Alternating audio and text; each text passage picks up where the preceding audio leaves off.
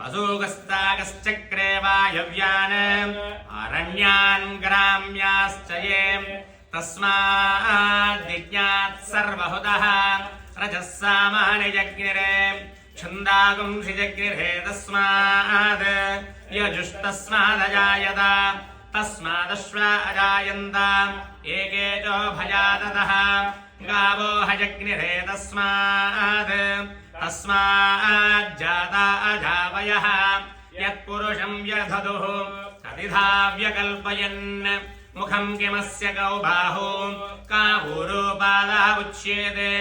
ब्राह्मणोऽस्य मुखमासीत् बाहुराजन्यः कृतः